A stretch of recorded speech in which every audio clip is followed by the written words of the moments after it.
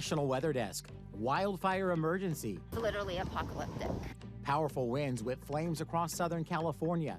Tens of thousands evacuate as homes and businesses burn to the ground. This used to be a restaurant. I don't know what that was because there's nothing left. I can't tell what that used to be. And those winds are expected to stay strong all day. Air loves to run away from high pressure and blow out to sea. A polar vortex brings sub-freezing temperatures across the south. A large area of spinning cold air. Those cold temperatures putting Florida on falling iguana alert. Iguanas can become cold stunned when the temperature gets chilly enough. And how snow fences are helping keep drivers safe in Iowa. From our nation's capital, this is the National Weather Desk. And a very good morning and welcome to the National Weather Desk. I'm WJLA Senior Meteorologist Brian Vandegraff. Well, 3 wildfires are burning in Southern California this morning, fueled by powerful Santa Ana winds. The largest fire is in the Pacific Palisades neighborhood, and it started just yesterday morning, spreading from just a few acres to 3,000 in a matter of hours. 30,000 people evacuated from that neighborhood, most leaving everything behind as they fled the flames. Roads have been congested, with some people leaving their cars and escaping the fire on foot. You live just right up the hill. Tell us what happened. Well, the smoke just got really bad, so I just started packing up all of our stuff, and we got in the car to go. And then all the cars were abandoned, so I had nowhere to go, so I just had to get out of my car and start walking. The smoke is so bad. I have no idea where we're going. Hundreds of thousands are without power this morning, and the fire is still 0% contained. With red flag warnings in effect through Thursday night, the situation could get worse. Nick Watts is in Pacific Palisades with more. This is Palisades Village, the heart of Pacific Palisades. This used to be a restaurant. I don't know what that was because there's nothing left. I can't tell what that used to be. But you can feel what the problem is. It's this wind. And the wind is only going to get worse. It's the wind. Look at these embers, Chris. Look at these embers. Any one of these embers could go and cause a fire somewhere else. Look, we got this. We got another spot fire up here. Just round the corner, an entire apartment building was gone. It's dry vegetation. It's wind. It's a terrible combination. 30,000 plus people evacuated. We have no idea yet how many structures have been lost. But we have been up in the hills, $1 million homes we've seen destroyed. We're down here in the village, apartment buildings, restaurants, destroyed. The question is, just how far is this fire going to go before the wind finally dies down? Nick Watt, Pacific Palisades, California. As Nick mentioned, the winds are responsible for spreading the flames so far and so fast. Meteorologist Shannon O'Donnell explains why the Santa Ana winds are such a risk when it comes to wildfires and how those winds impacted the Pacific Palisades fire. In Southern California, we have both a high wind warning to underscore the fact that we're going to be seeing these gusts 80 miles per hour or higher, and because it results in such extreme fire danger, a red flag warning in place for the next couple of days as well.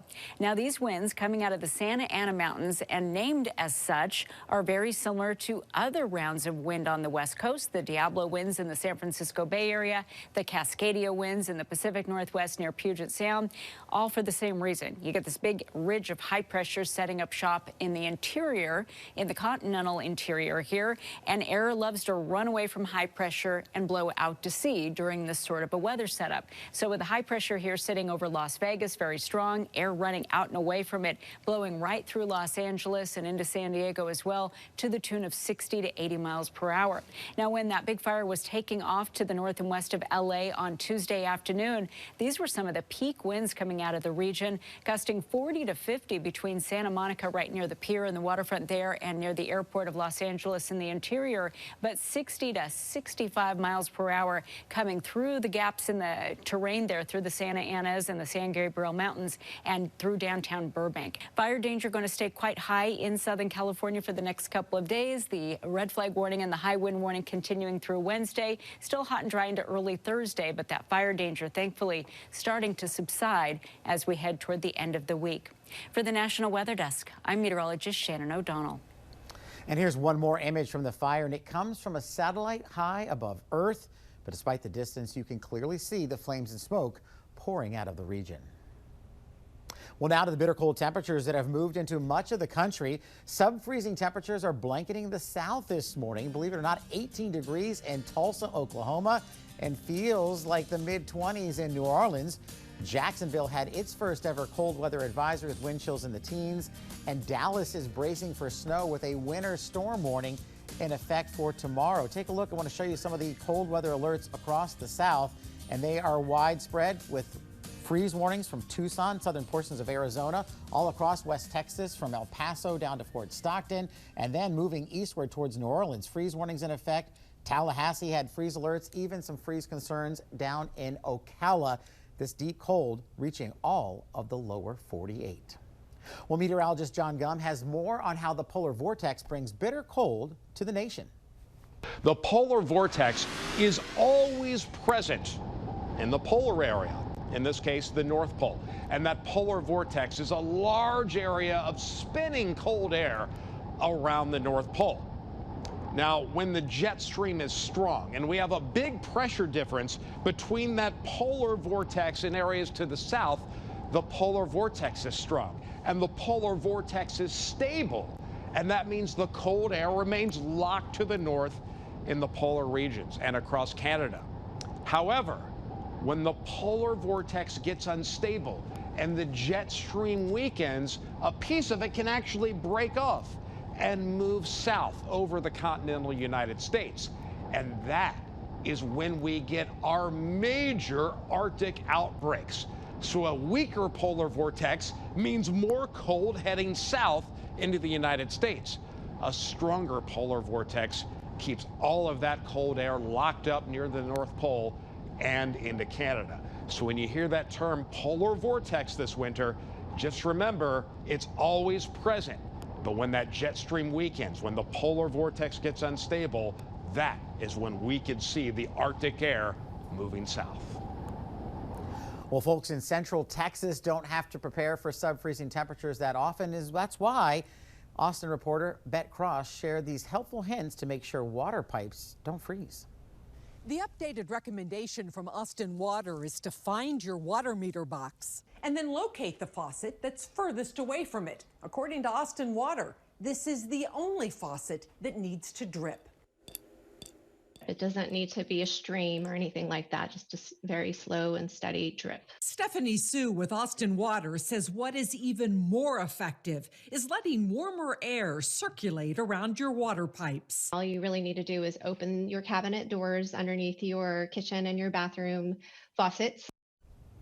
Now, it's unusual for these cold temperatures to reach into Florida, but when it does happen, the state's iguana population, it literally starts falling out of the trees. And it's because they can't handle the cold temperatures. Meteorologist Lauren Oleski has more. So something interesting happens in South Florida in the wintertime. Doesn't happen all the time, but when it's cold enough, iguanas fall out of trees. Iguanas can become cold stunned when the temperature gets chilly enough.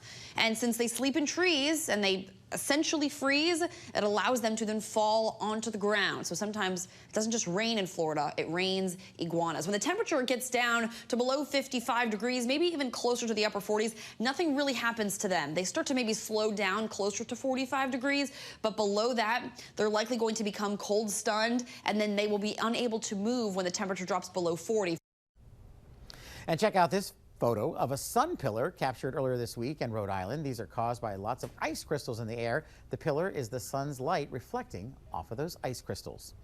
This photo was taken in the same area, and it's something called a cloud iridescence. The difference here is that the sun's light is refracted through those crystals, creating the rainbow-like pillar that you see. Looking for more weather content? Check us out on social media. You can find us on all of your favorite social media platforms, including Facebook, YouTube, Instagram, X, and TikTok. Just search the National Weather Desk or scan the QR code on the bottom left corner of your screen. And coming up on the National Weather Desk, we'll show you how freezing temperatures are impacting Nebraska cattle farmers. And we'll show you some snow and ice removal hacks that will make winter snow shoveling just a little less miserable. Weather Window, presented by the National Weather Desk.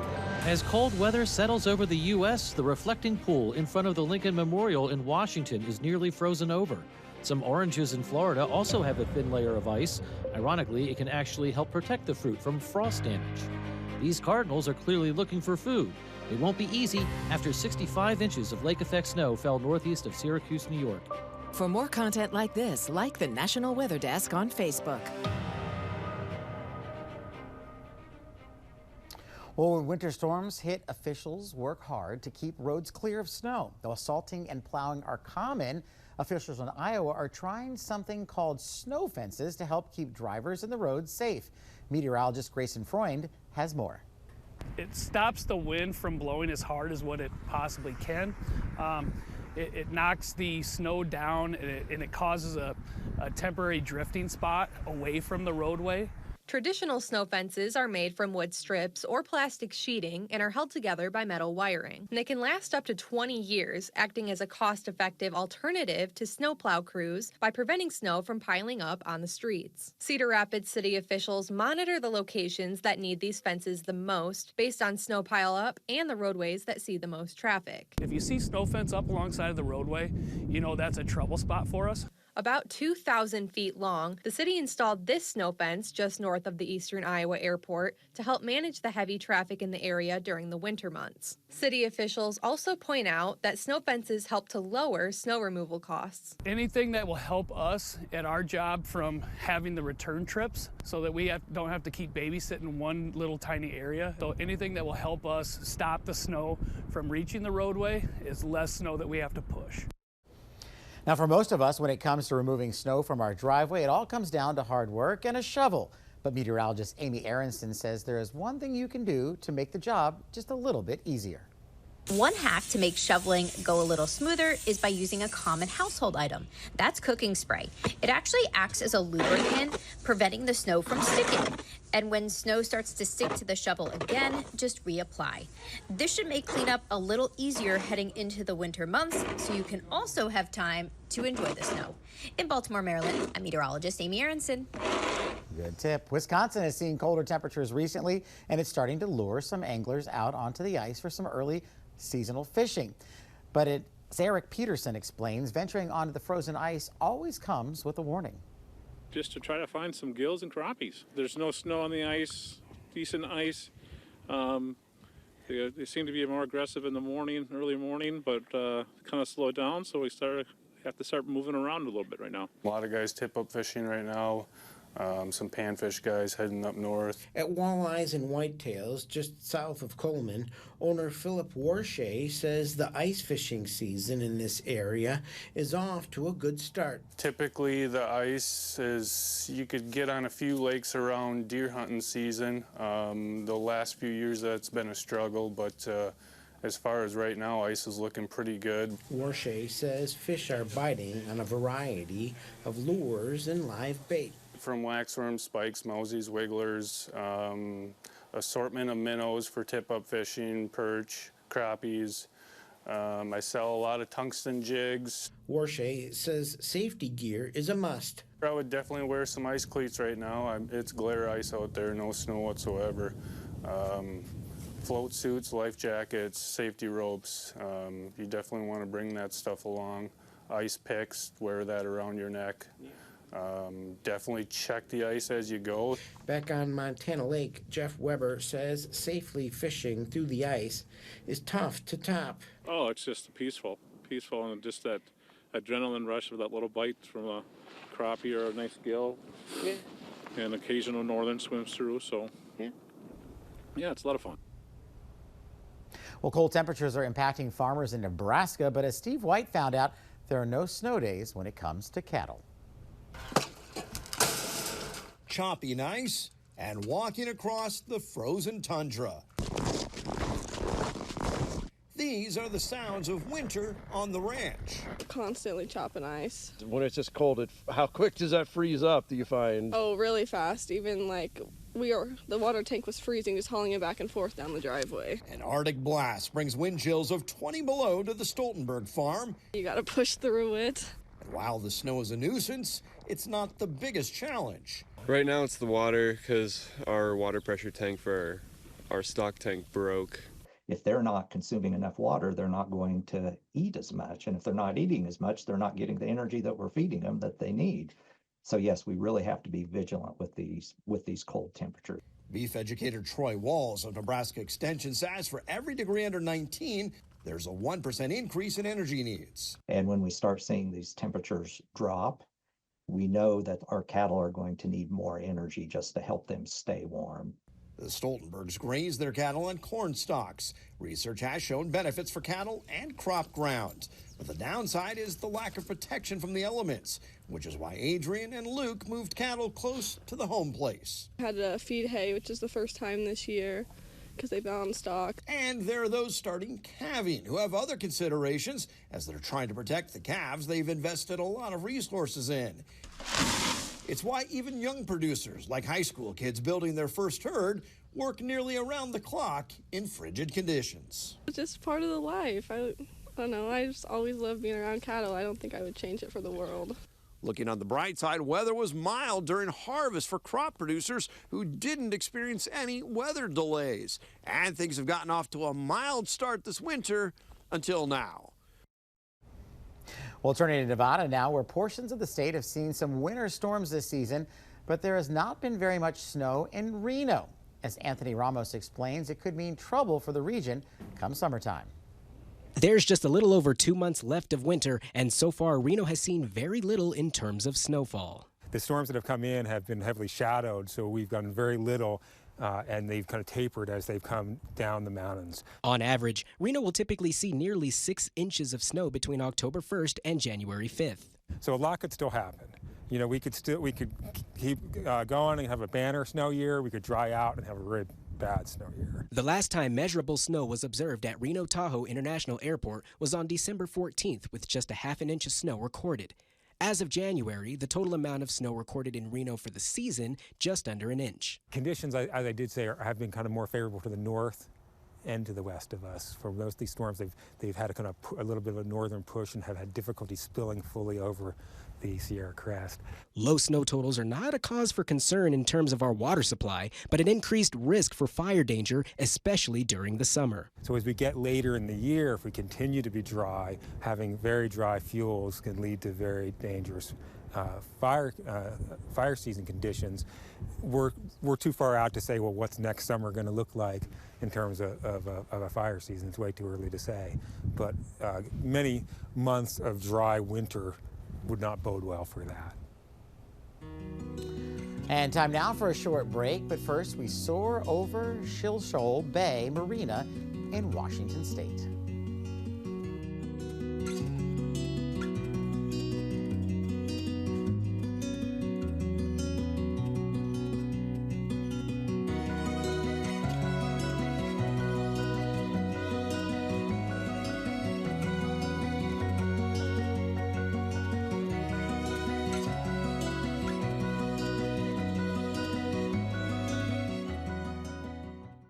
You are watching the National Weather Desk. We've all seen a rainbow, but have you ever seen a double rainbow? Meteorologist Dave Dirk shares some viewer photos and explains just how double rainbows form.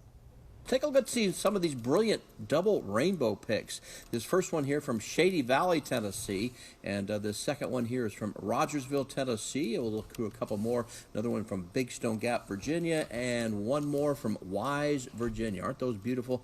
Well, a rainbow forms when sunlight passes through water droplets, which are more dense than air, and this causes the light to bend and separates into colors. As the light hits the back of the raindrop, it reflects off the inside before exiting again. Now, you can only see a rainbow when the sun is behind you and the rain is in front of you. Now, double rainbows are usually seen when the sun is low in the sky, like early morning or late afternoon. A double rainbow develops when there is a second reflection within the same raindrop, and this secondary rainbow is dispersed over a larger area, and it is nearly twice as wide as a primary rainbow. It's interesting to note that the color sequence of a secondary rainbow is reversed.